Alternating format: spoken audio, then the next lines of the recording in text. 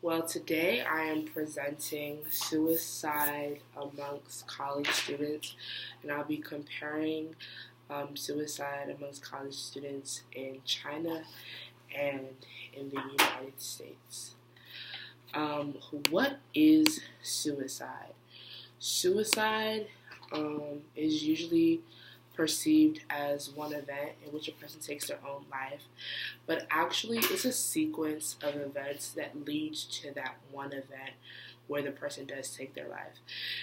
It begins with death wishes, suicide, ideation, suicidal contemplation, the actual suicide attempt, and then the suicide completion.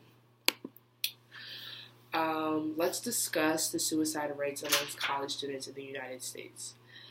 In the United States, suicide is considered a public health problem and is also known as the second most leading cause of death in the United States. Amongst 1,100 college students between the ages of 18 and 24 commit suicide. Around 24,000 attempted. Recent studies have shown that at least 12% of college students in the United States have considered suicide at least once during their college careers. Suicide rates among college students in China. There are more than 600 suicide attempts amongst college students in China. The leading cause of death amongst 15 to 34-year-olds is suicide, and it accounts for 19% of overall deaths in the country. There's not that much national data available, but we could see that from the information that we have, the statistics that we have, that it's a very prevalent problem because there are more than 23 million college students, and there's a big number of suicide cases amongst the population. Causes of suicide in China. It is kind of common knowledge, I would say, that China has the one-child policy, which was enacted around the 1980s. Consequently, this is believed to have increased the amount of pressure that is on children and their families because it puts a lot of pressure on the children to be the best in almost everything, especially school. School is emphasized, I think, amongst all aspects of life because China is overpopulated. This is why they have the One Child Act. And because of that, that causes their living situations to not be the best. So the one thing that that most families depend on is education, because education will allow college students to climb up the social ladder and hopefully get away from these living situations that are not the best. Another reason is studies show that relative impulsiveness and an inability to withstand negative life effects is greater when you come from a single child household. So the causes of China, this is just even more reasons as to why that there's suicide in China. You have depression, stress, just mental illness in the family, social isolation, financial problems, parent influences, parents putting pressure, and if your parents are employed and what type of job that they have. Causes of suicide in the United States, also depression, substance abuse, academic struggles, traumatic events, a lot of things cause suicide. Also, it could be violent relationships, sexual assault, psychological issues, um, difficulty in transitioning in anything in life, maybe a stage or moving and stuff like that. Overall lifestyle changes as well. The comparison of the suicide rate in the United States and China. I have to build this slide. So the United States, in the United States, men account for 78.8% of suicides each year. Suicide, as I said before, suicide is the second leading cause of death in the USA, compared to China, where suicide is leading. The rate of suicide is highest amongst middle-aged white men. Also, the rate in which young Americans committed suicide reached an alarming high, especially in older teenage boys, around the year 2017. In China, people in rural areas commit more suicides than, I guess, like the city and the urban parts, which is, I would say, different from the rest of the world, where people in the cities commit more suicides. But I think that is a connection to the fact of what I said earlier, that the living conditions in the more rural areas where, I guess, poor people live is not the best. So they take suicide as a way out. Elderly Chinese men, not dependent on where they live, if they live in like the city or rural areas, they commit more suicides than elderly Chinese women do. But at the same time, Chinese women in their younger years are 40% higher to commit suicides than of the Chinese men. So what are signs of a person considering suicide? They do things more slowly. They have the feeling of feeling sad, empty, anxious, or unhappy.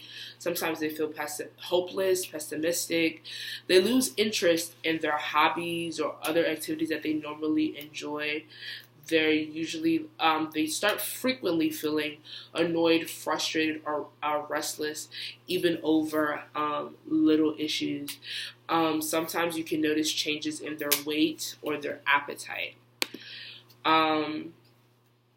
Continued, they have trouble making decisions. They're more distracted. They have outbursts of angers. They get obsessed with the failures that they have, having difficulty remember things. They crying without an apparent reason, and they frequently think about death or harming themselves. Ways to aid people dealing with suicidal thoughts in the USA. One thing that is believed is that prevention is a very important strategy, just dealing with possibility of suicidal thoughts before we even get to the idea of the suicide actually taking place, is one thing that is a very important strategy to kind of bring suicidal rates down. But it requires realistic and sensible plans of action to improve current policies with college students. Once that happens, examples would include that, like psychological counseling, having healthcare facilities that can provide abuse and suicide screening, outreach programs that like to get students interacting with other students to get their mind off of things, to have a place to express themselves, and just making sure that like students know in their campus that there is someone or a place where they can receive help or guidance where they attend school. Just knowing that there's somebody that cares really helps. Students can also they can personally just go confide in a friend, their RA, a mentor that they have, or they could go to like church, have spiritual leaders, anything that they personally feel that like elates them of suicidal thoughts. Ways to aid people dealing with suicidal thoughts in China.